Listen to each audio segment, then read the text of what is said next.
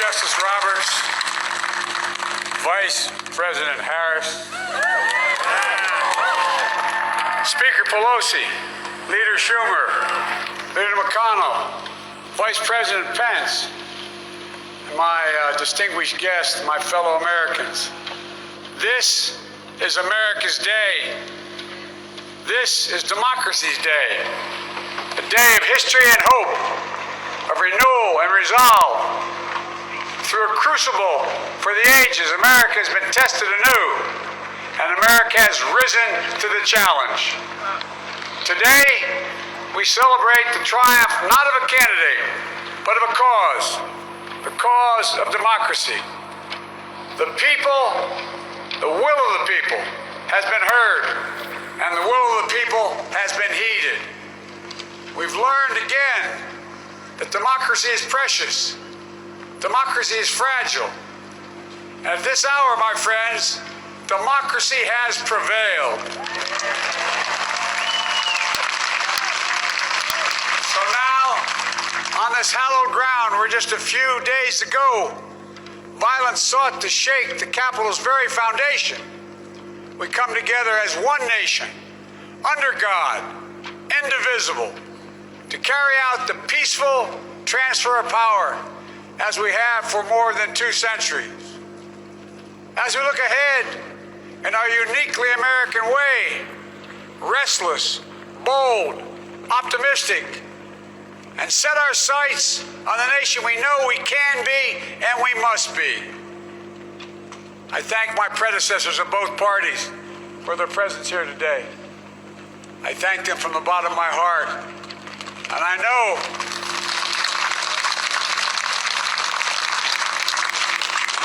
the resilience of our Constitution and the strength of our nation, as does President Carter, who I spoke with last night, who cannot be with us today, but whom we salute for his lifetime in service.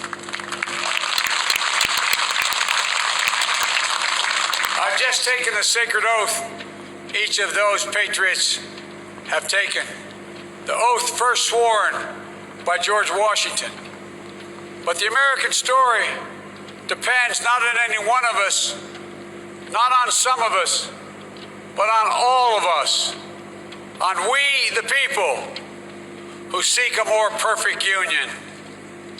This is a great nation. We are good people. And over the centuries, through storm and strife, in peace and in war, we've come so far, but we still have far to go. We'll press forward with speed and urgency, for we have much to do in this winter of peril and significant possibilities. Much to repair, much to restore, much to heal, much to build, and much to gain. Few people in our nation's history have been more challenged or found a time more challenging or difficult than the time we're in now. Once-in-a-century virus that silently stalks the country. It's taken as many lives in 1 year as America lost in all of World War II. Millions of jobs have been lost. Hundreds of thousands of businesses closed. A cry for racial justice, some 400 years in the making, moves us. The dream of justice for all will be deferred no longer. A cry for survival comes from the planet itself. A cry that can't be any more desperate or any more clear. And now, a rise of political extremism, white supremacy, domestic terrorism, that we must confront and we will defeat. To overcome these challenges, to restore the soul and secure the future of America, requires so much more than words. It requires the most elusive of all things in a democracy: unity. Unity. In another January, on New Year's Day in 1863, Abraham Lincoln signed the Emancipation Proclamation.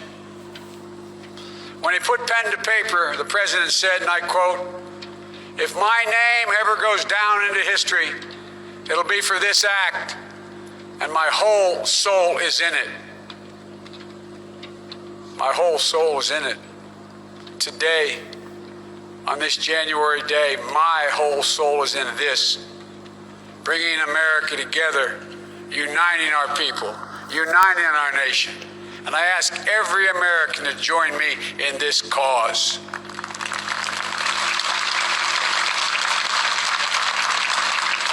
Uniting to fight the foes we face: anger, resentment and hatred, extremism, lawlessness, violence, disease, joblessness, and hopelessness. With unity, we can do great things, important things. We can right wrongs. We can put people to work in good jobs. We can teach our children in safe schools. We can overcome the deadly virus. We can reward work and rebuild the middle class and make health care secure for all. We can deliver racial justice, and we can make America once again the leading force for good in the world. I know speaking of unity can sound to some like a foolish fantasy these days. I know the forces that divide us are deep and they are real. But I also know they are not new. Our history has been a constant struggle between the American ideal that we're all created equal and the harsh, ugly reality that racism, nativism, fear, demonization have long torn us apart. The battle is perennial, and victory is never assured. Through Civil War, the Great Depression, World War, 9/11, through struggle, sacrifice, and setbacks, our better angels have always prevailed. In each of these moments, enough of us have come together to carry all of us forward. And we can do that now. History, faith, and reason show the way of unity. We can see each other not as adversaries, but as neighbors. We can treat each other with dignity and respect. We can join forces, stop the shouting, and lower the temperature. For without unity, there is no peace, only bitterness and fury. No progress, only exhausting outrage. No nation, only a state of chaos. This is our historic moment of crisis and challenge, and unity is the path forward. And we must meet this moment as the United States of America. If we do that, I guarantee you we will not fail. We have never, ever, ever, ever failed in America. We've acted together. And so today, at this time, in this place, let's start afresh. All of us. Let's begin to listen to one another again. Hear one another. See one another. Show respect to one another. Politics doesn't have to be a raging fire, destroying everything in its path. Every disagreement doesn't have to be a cause for total war. And we must reject the culture in which facts themselves are manipulated and even manufactured.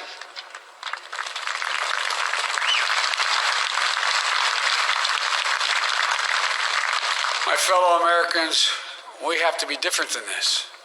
America has to be better than this. And I believe America is so much better than this. Just look around.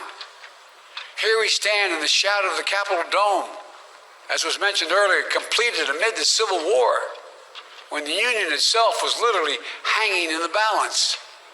Yet we endured. We prevailed. Here we stand, looking out on the great mall where Dr. King spoke of his dream. Here we stand where 108 years ago, at another inaugural, thousands of protesters tried to block brave women marching for the right to vote. And today, We mark the swearing in of the first woman in American history elected to national office, Vice President Kamala Harris. Don't tell me things can't change. Here we stand, across the Potomac from Arlington Cemetery, where heroes who gave the last full measure of devotion rest in eternal peace. And here we stand, just days after a riotous mob thought they could use violence to silence the will of the people, to stop the work of our democracy, to drive us from this sacred ground. It did not happen. It will never happen. Not today, not tomorrow, not ever. Not ever.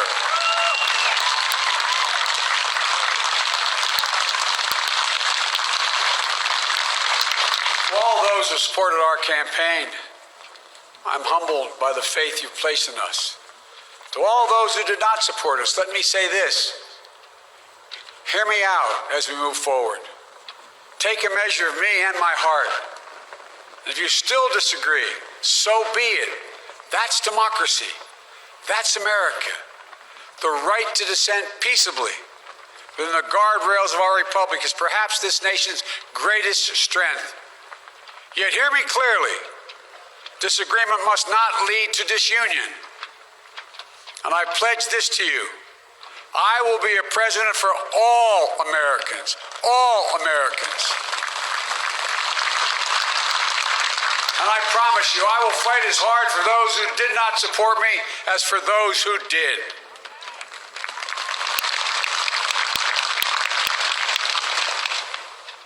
Many centuries ago, St. Augustine, a saint of my church, wrote that a people was a multitude defined by the common objects of their love. Defined by the common objects of their love. What are the common objects we as Americans love that define us as Americans? I think we know. Opportunity, security, liberty, dignity, respect, honor, and yes, the truth.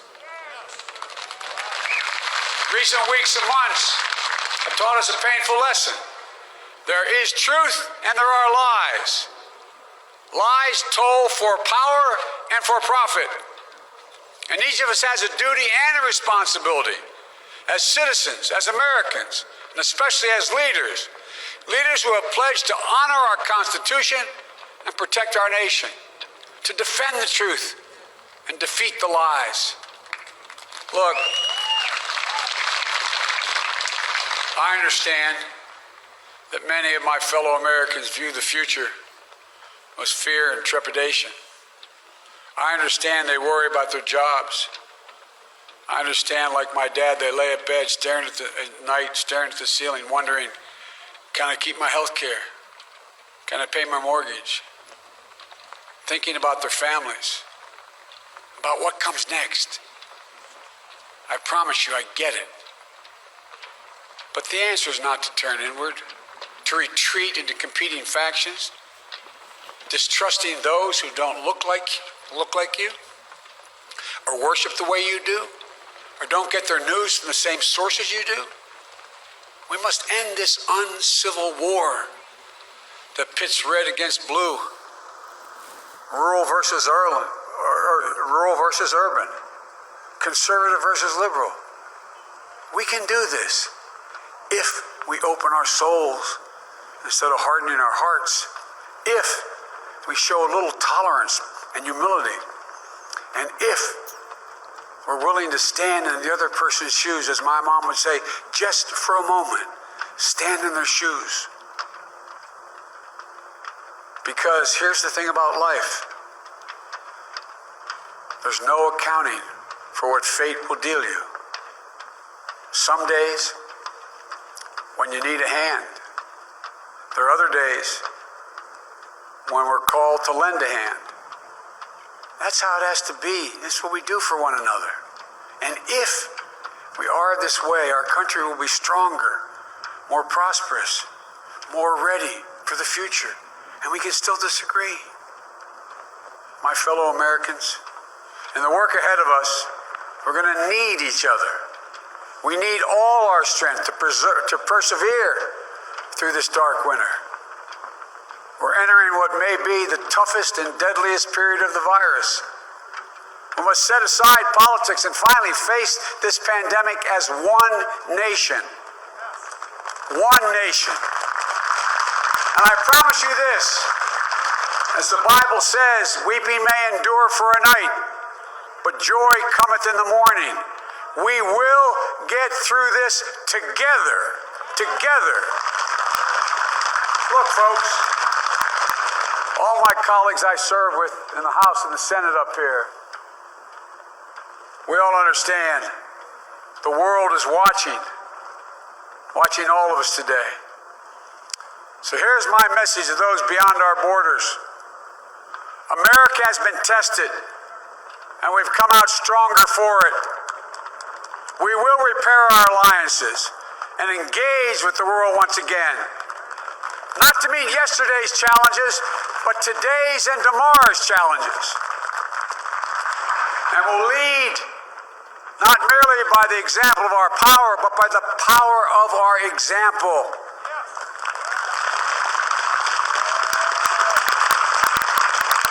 We'll be a strong and trusted partner for peace, progress, and security. Look, you all know we've been through so much in this nation.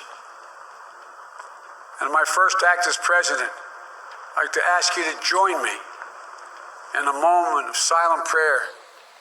Remember all of those who we lost in this past year to the pandemic. Those 400,000 fellow Americans, moms, dads, husbands, wives, sons, daughters, friends, neighbors, and co-workers. We'll honor them by becoming the people and the nation we know we can and should be. Let's say a silent prayer for those who've lost their lives and those left behind, and for our country.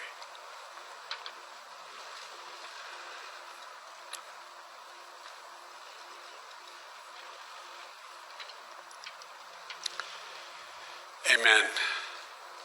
Folks, this is a time of testing. We face an attack on our democracy and on truth, a raging virus, growing inequity, the sting of systemic racism, a climate in crisis, America's role in the world. Any one of these would be enough to challenge us in profound ways.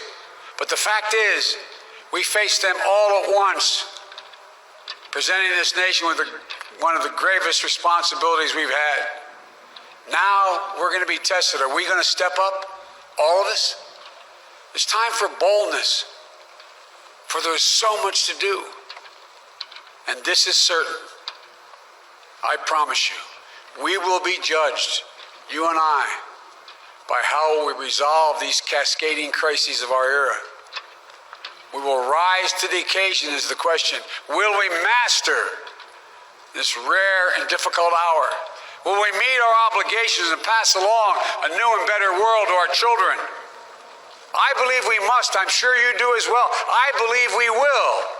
And when we do, we'll write the next great chapter in the history of the United States of America, the American story. A story that might sound something like a song that means a lot to me. It's called American Anthem.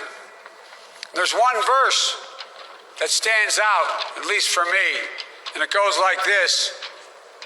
The work and prayers of century have brought us to this day. What shall be our legacy? What will our children say? Let me know in my heart when my days are through. America, America, I gave my best to you. Let's us add our own work and prayers to the unfolding story of our great nation. If we do this, then when our days are through, our children and our children's children will say of us, they gave their best, they did their duty, they healed a broken land. My fellow Americans, I close the day where I began, with the sacred oath. Before God and all of you, I give you my word. I will always level with you. I will defend the Constitution. I'll defend our democracy.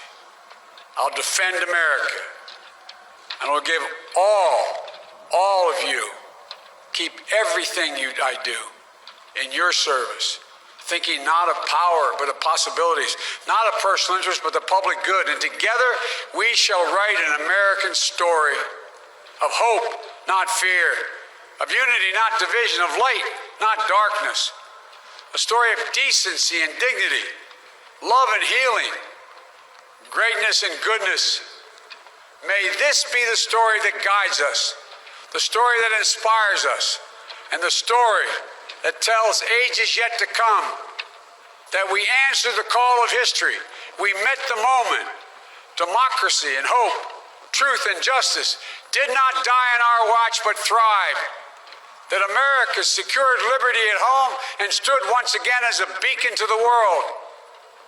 That is what we owe our forebears, one another, and generation to follow.